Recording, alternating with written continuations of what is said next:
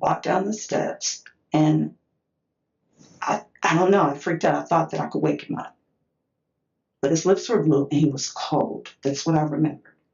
And I just freaked out. I just wanted my baby to wake up. This is Tamara Moore, an adoptive mother accused of murdering her 16-year-old autistic son, a crime she hopes to dismiss as nothing more than a desperate medical situation. I would never do anything to my son. So he never was left in the room with restraints on him or anything like that? Never, ever, ever. There was a point recently where you stopped, okay? Your body doesn't start to eat your muscles away, okay, just overnight. But what Tamara is completely unaware of is the fact that the scene officers encountered at the house tells a far different story. Look at all the food in the refrigerator. There's no way a young man should ever die from starvation when you've got that much food in the refrigerator. That's not all of my food, but I did. Tamara, be a human being right now. Everybody that knows anybody that's epileptic that goes through seizures, you don't restrain them. That's when they get hurt.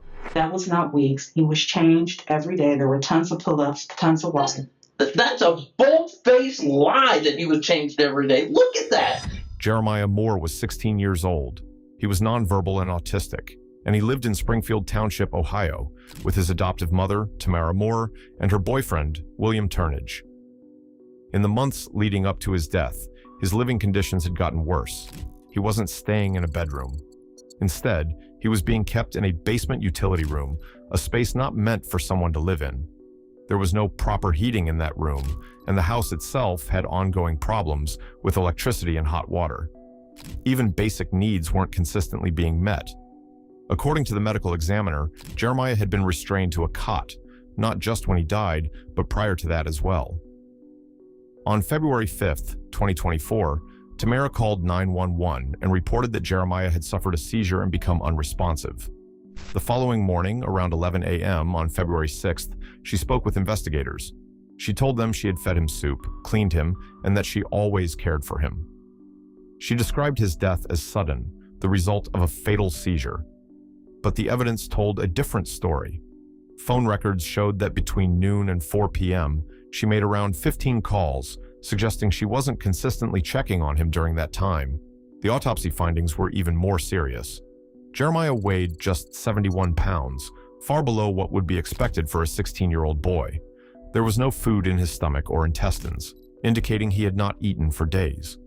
The medical examiner ruled his death a homicide caused by malnutrition and dehydration.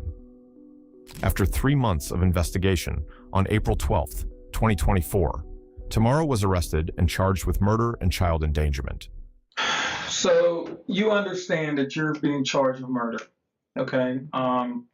You're being charged with murder and child endangerment is what it is.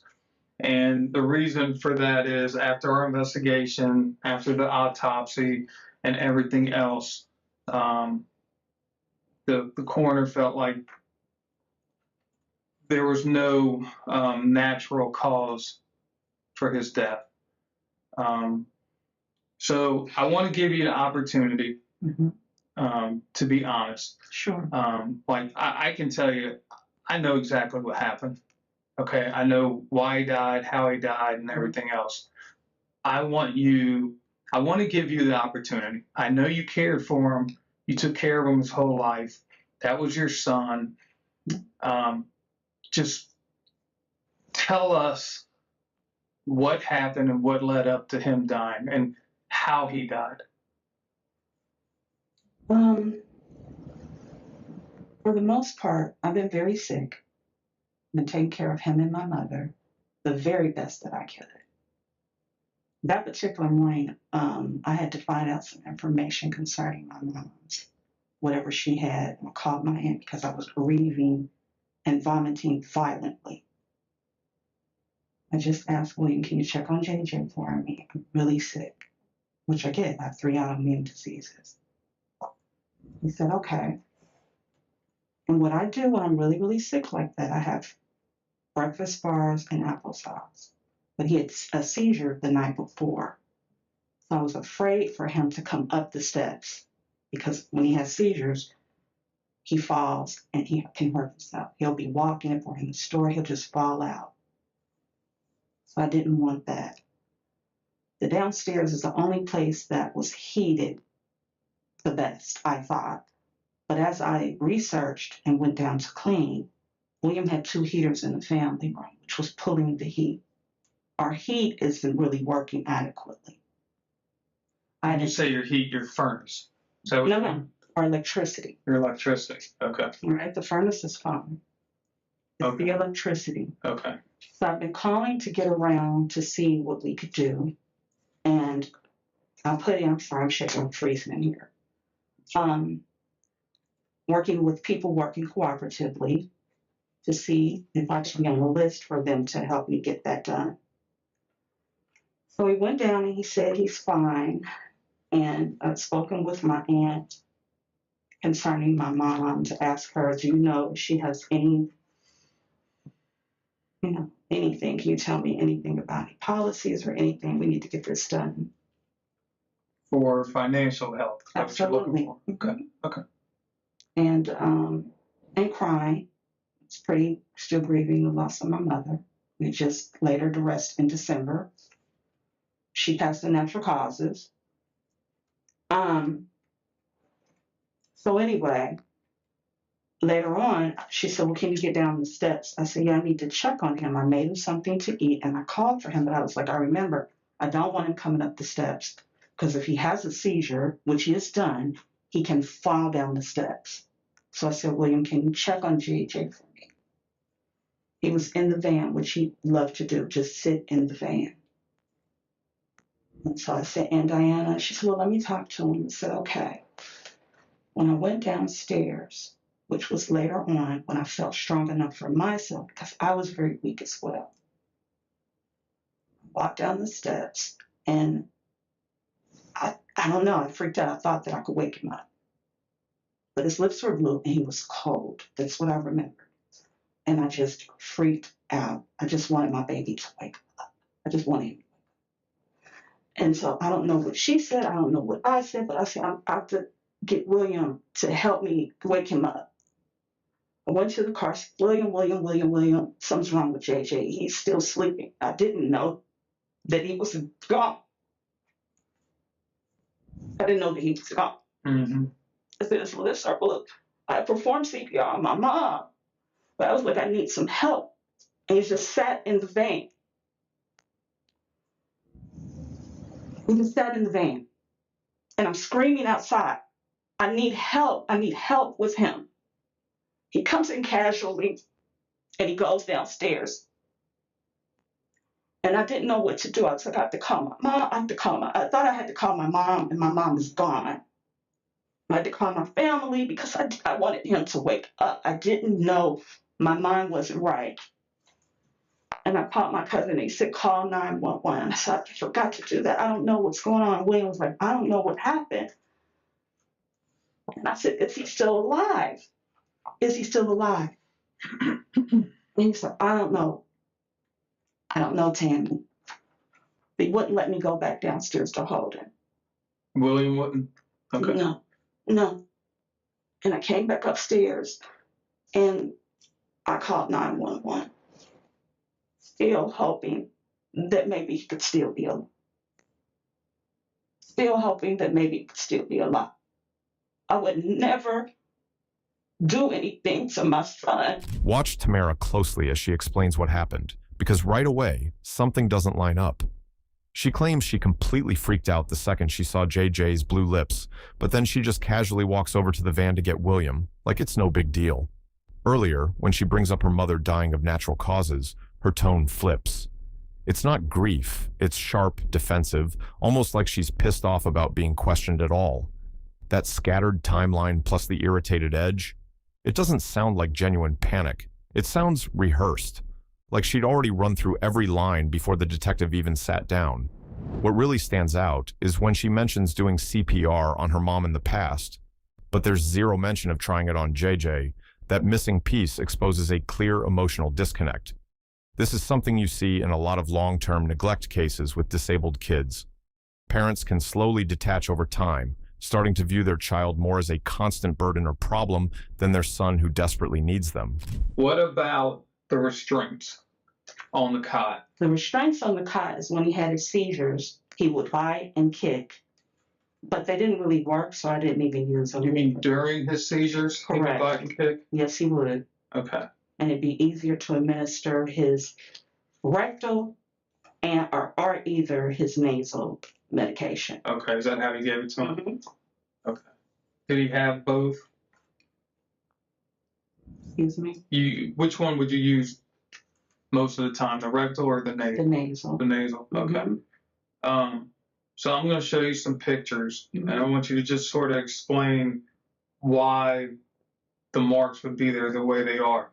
So according to the coroner, Mhm. okay, obviously those are the restraints that were on Mhm. the cot. Mhm. So this is his wrist, and according to the coroner, these markings on his wrist are ligature marks caused by the restraints.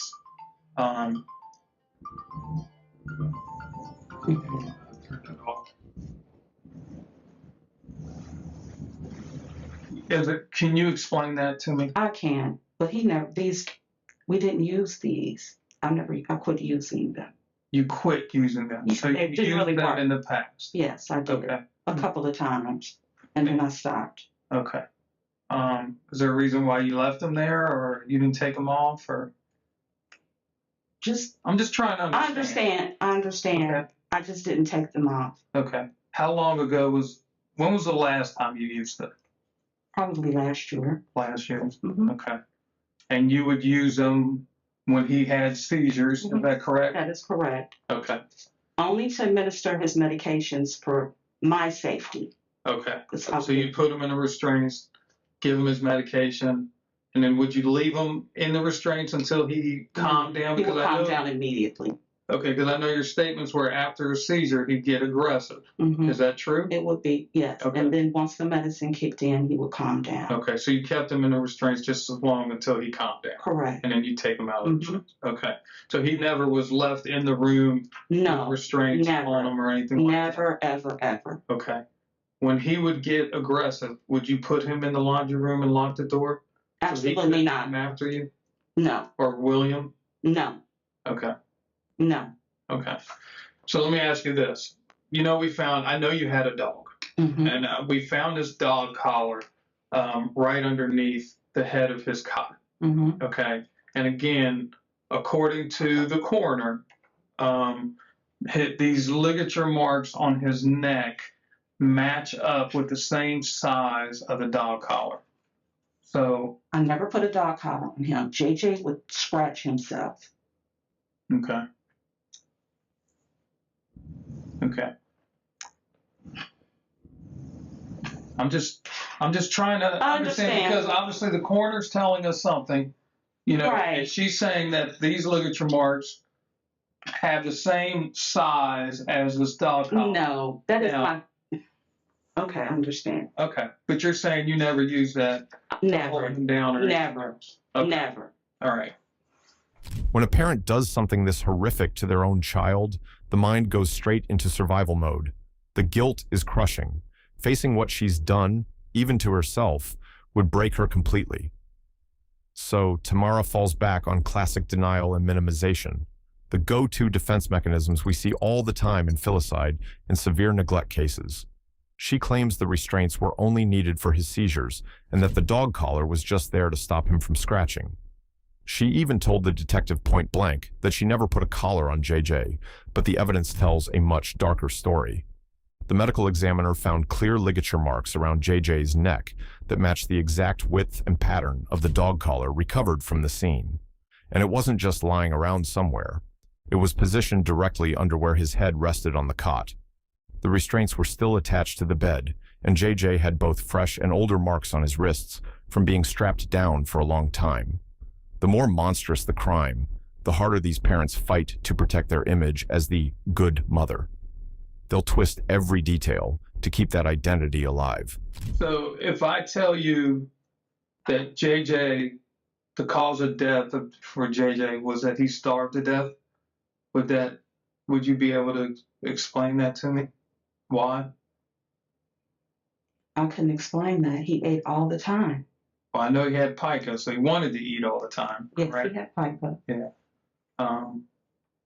Did you have a funeral for JJ? Was there a funeral? No, Okay. What did you do with his body? he's been urn. He's been cremated. Okay. Okay. So again, we believe that the cause of death was starvation, which means that he wouldn't have eaten anything for, if not days, weeks. And he would have been very weak there at the end. So let me finish real quick, because I want you to understand what we know, so you can. I honestly I think you know the truth. I don't. You know the truth. I don't. And I want to give you the opportunity to be honest. Sure. Because we know the truth. And the truth is that he hadn't eaten or drank anything in days. That's not true. If not weeks. That's not true. So towards the end of his life, he would have been very weak. No. He wouldn't have been able to get up and walk around. That's not true. That's not true. That's absolutely not true. And let me say this. I was struggling financially. My aunt helped. I got $15 a month in food stamps. William ate and got food stamps on his own and did what he wanted to do. When he was going to Children's Hospital, they changed his medication because JJ's appetite decreased. I would give him food all the time. Sometimes he would want to eat and sometimes he wouldn't. I had an appointment coming up the next day to talk to a new neurologist to kind of see, well, where are we at with his weight? What can we do to increase it? What can I do? With his weight? Yes, with his weight. But I've never So did you notice a weight loss? I thought he was gaining, and then when my mom passed, I saw him. It was a concern of mine, yes. I put it out, and he would just not want to eat, and I thought maybe he was going through some kind of depression. But not eating, not for weeks, no, that is not true. That is not true whatsoever. That is not true. Okay. So let me ask you, when your mom was alive, was she the primary caregiver for JJ? Like, no. Obviously you couldn't drive, correct? Right. So your mom would drive him to school when he went to ABS. Yes. She would drive him to doctor appointments, and she would. A few. Is she the one that would get his lunch ready for school? Never. Or get him dressed? Never. Or any of that? Never. Okay. So you're saying you did all that? Yes. Okay. All right. Most of the correspondence, like with doctors, when you spoke to the doctors, and I'm talking when your mom was alive and healthy. Who were those conversations with mostly? I'm sorry. So if you spoke to a doctor, would it be you talking to the doctor, your mom talking to the doctor, or would it be both of you? If I wasn't there, we would do a conference call. Okay. And I would be the main one talking to the doctor. Okay.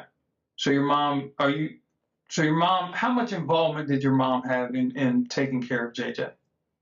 About 30%. She didn't buy clothes. She didn't get him dressed. She just was mostly the transporter. Okay. All right. And real quick, I don't mean to pry too much, but so what happened to your mom? She got sick. Did something happen to her, or did she have a stroke, or? So she had a stroke? Okay. All right. Is there anything else that you think we need to know? Obviously, I've sort of laid down the groundwork trying to get to the bottom of what happened. This is the type of case where, we depend on other professional opinions. This isn't like a shooting or anything like that. So we would rely a lot on the doctors and everything else. So if there's something that you can do to help us, I want to give you the opportunity to tell us what happened, why, how, when, and everything else. And that's the summation of what I can say. Okay.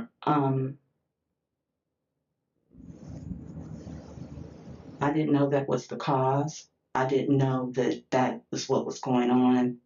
I did see that he had gained and then he was losing, and I knew that there would be times that he wouldn't want to eat, and I thought that he was going through some depression.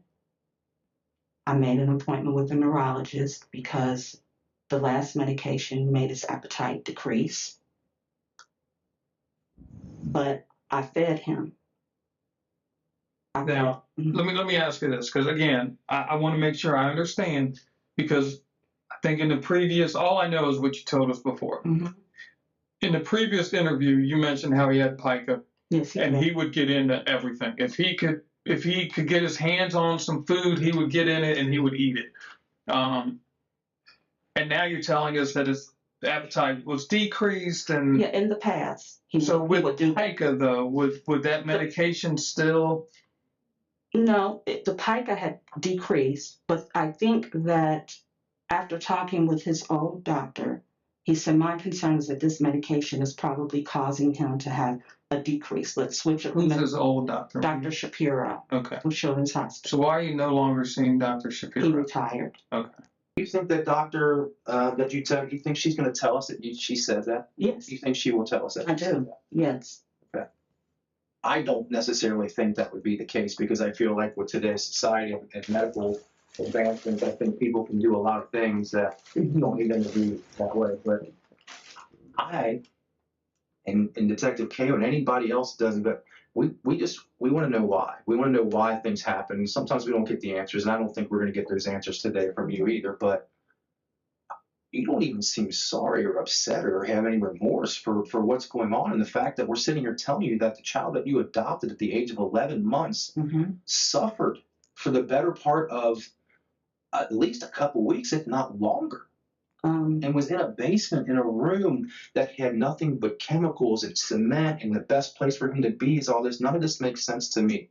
Doesn't You make have to sense at all. understand, I've been grieving for some time now. I don't have to just show So is you. that the reason? Is that the reason why you lost touch with JJ, because of No. your grief? No. And I have given, and right now I'm in shock, just like I did not remember you. I remember your I words. understand, I can appreciate that, and I understand that there is a shock factor that kind of goes with that. Right. But at the same time, you're saying things to try and alleviate the responsibility for No. what happened to JJ to us right now. No. You're I'm trying to speaking- tell us that you didn't do anything wrong. That's what you're doing right now. You're telling us you didn't do anything wrong. Sir, I'm speaking the facts. I did everything for my son to keep him healthy and alive. I gave everything. When everybody gave up and said he'd be a lump on a log, I fought for him. I fought for him to walk. I fought for him for everything. If you call back at ABS, even though my mom dropped him off, I was at the meetings. I was at the one trying to get him the best care. I tried to do everything to keep him together and to make sure that he was okay. I would never starve my son. I don't understand why he didn't have any food in his stomach, and I promise you that I don't understand it. I never would do anything to put him in harm's way. I take that very seriously. I'm not going to break down here because I'm in shock. I'm in shock. But I love him. I will always love him. And I did everything that I could to make sure he was okay. I don't understand that he never laid around in feces ever. You want to see the pictures again? I don't need to. I don't need to. I would say that he did lay around in I feces. know that now, but I'm saying previously. When a child dies after long-term neglect, something in the parent's mind breaks. Their self-image as a caring parent cannot sit next to the reality that they let their child starve. That clash creates tension the brain must resolve. In Tamara's interrogation, you notice it right away. She shows almost no grief. She sounds more annoyed than broken. Instead of answering, she points the finger at William and anyone else she can. Two defensive moves take over: denial and projection. Denial keeps responsibility out of reach. Projection pushes the guilt onto other people, so she does not have to hold it. You also hear the emotional flatness and the righteous anger. Criminologists call those effective flattening and righteous indignation. They are not conscious choices. They are shortcuts the mind uses so it does not collapse under shame. In short, The performance of piety and the cold tone are part of the same defense. They let her keep believing she is not the monster she quietly knows she might be. I'm not going to back down because I have worked on this too long. I've got too much information. I know too much of the facts to allow you to sit here and try to blow smoke to divert what we're focusing on. Okay? You were a good mother. Okay? You brought him up and you took care of him for 15 and a half, 16 years, whatever it was. But there was a point recently where you stopped, okay? Your body doesn't start to eat your muscles away, okay, just overnight. That is a long period of time. My dad had cancer, and I watched him go from 260 pounds to 160 pounds because he wouldn't eat. And his body, the only way his body could survive was to eat the muscle for energy. That's the only way. And that's exactly what happened to JJ. Over a period of time, his body ate his muscle, it ate its fat, it ate everything it could to try to survive. And it finally got to the point where it could survive no more. Because he was not being fed. He was not being taken care of. And you tell me, look at this room. This is the room that you put him in. Look at the clutter. Look how everything looks like. I mean, you gave him if the cot was there, you gave him a 2-foot by 3-foot area to be able to stand in. Well, it's worse than jail. I understand that. Okay? You can say it was the warmest area in the room. It was 56 degrees when we were there. You can say you didn't lock him in the room, but the lock shows on the outside of the door. You know what? This lock was there when we bought this. This lock has been there. You want to tell me that's his favorite cot? Look at the condition of it. Take the poop stains away. And I would. It's frayed. I know. It's a mess. I understand. Okay? I understand. Look at this. This is what he was living in. This is what he was laying in. It's not one day. That's a lot. Look at his diaper. You can't say that you changed him. I did. Okay? I did. Look at this. Look at it. Look at all the food in the refrigerator. There's no way a young man should ever die from starvation when you've got that much food in the refrigerator. That's not all my food, but I did. Tamara, be a human being right now. Be a human being. Act like you have a little bit of compassion to this young man. Can you please lower your voice a little bit? I am. You are not. You are not. You're doubling down. You're lying. You're not telling us the truth. And I'm done with it. Okay. If that's what you want to do, you do it. And good luck in court. JJ didn't deserve this. He did not. JJ was 100% dependent on you to take care of him. I understand that. I understand that. And if you were doing what you say you were doing, he wouldn't have been as malnutritioned as he was. And I'm sorry for it. I miss him, and I'm sorry. I'm sure you miss him. I know you loved him. I'm not saying any of that. I will never say that you didn't love him. I will never say that you did your best. But I will absolutely get on the stand and testify that there came a day where you gave up. Mm-mm. Or maybe not even gave up, just couldn't do it anymore. You just couldn't do it anymore. I never gave up. Well, I'm telling you, the evidence is different, and I'm not going to waste your time or my time any further, okay? I understand. I'm not a monster. I love my son. There were some overwhelming circumstances. He was fed. Are you sorry any of this happened? I'm sorry that he's gone. Are you sorry about any of the circumstances? Absolutely. Are you sorry that all this stuff even happened? This Yes, even I do. came to be? Yes. Okay, tell me about that. I'm sorry that this happened to him, period. I wish he was here. I wish I could hug him. What about the things that led up to all this? I explained to the detectives that the restraints were there. I'd never used them, just a few times when I gave him his medicine when he had seizures. He was always changed. He didn't lie around in feces. Here's one. Go ahead, finish that thought.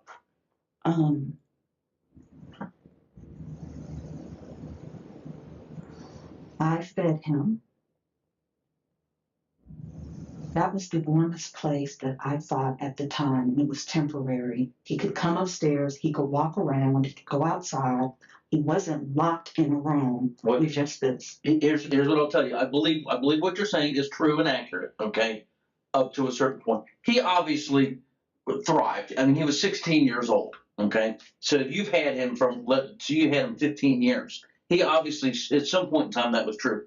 But at some point in time, there was a turning point that no longer became true.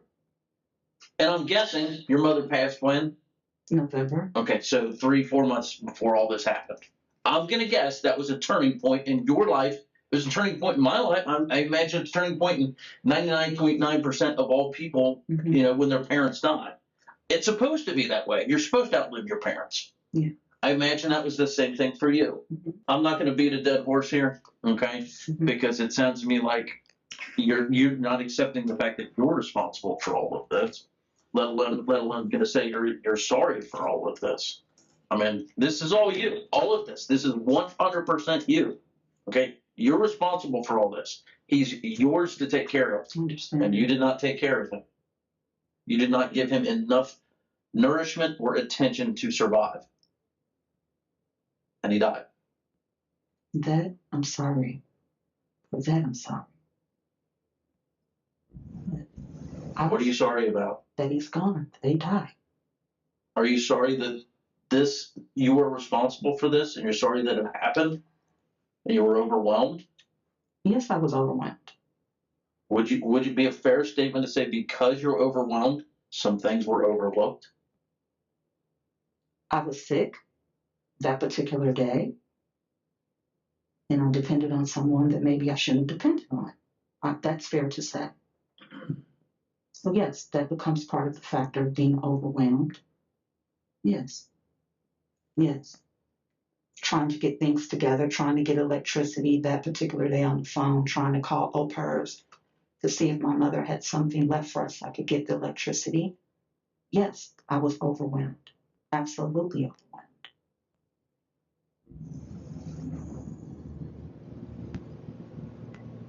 When the police came, I don't know if they took pictures.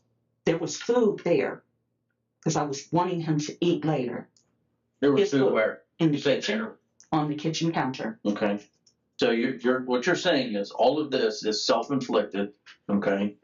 And even though this is going to be consistent with this, okay? Ridiculous. Well, that's fine. I'm just making sure I understand here, okay? Mm-hmm. And everybody that knows anybody that's epileptic that goes through seizures, you don't restrain them. That's when they get hurt.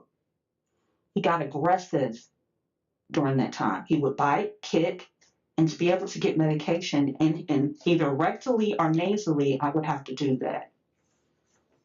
But I wasn't even using those. I should have cut them off. So would his aggressive behavior cause that? The defecation and is aggressive behavior keep you from changing him for weeks? Oh my goodness, it was not. Sorry. What does that look like? And what's any person going to think when they see that? Most adults, not all, obviously, most adults have children or know people that have children that have seen dirty diapers. I understand. That was not weeks. He was changed every day. There were tons of pull-ups, tons of walking. That's a bold-faced lie that he was changed every day. Look at that. You can't sit there and tell me. That day, I did not. That day, I did not. I did not even see that when I went downstairs. I didn't notice that he even defecated on himself. I did not. What about the smell? There's no way you could walk in that small, tiny room with this cot and not notice the smell. My son passed. I didn't notice it. I'm telling you. Okay, before he passed, you said you went down there and fed him soup. I did not see that. I did not see that. He had a blanket over him. I did not see that he did that. The night before. How do you have a blanket over him if you fed him soup? He's not gonna lay down Just laid and up. soup. He sat up and drank And you it. never smelled anything, you never I noticed did anything? not. And, okay, and you expect 12 jurors to believe that? No reasonable person is gonna believe any of what you just I said. don't understand why they wouldn't. I did not see any Because of that's that. not normal. I did not see any of that. I was sick. I did not see any of that. After I walk in the room and smell that, I get sick too.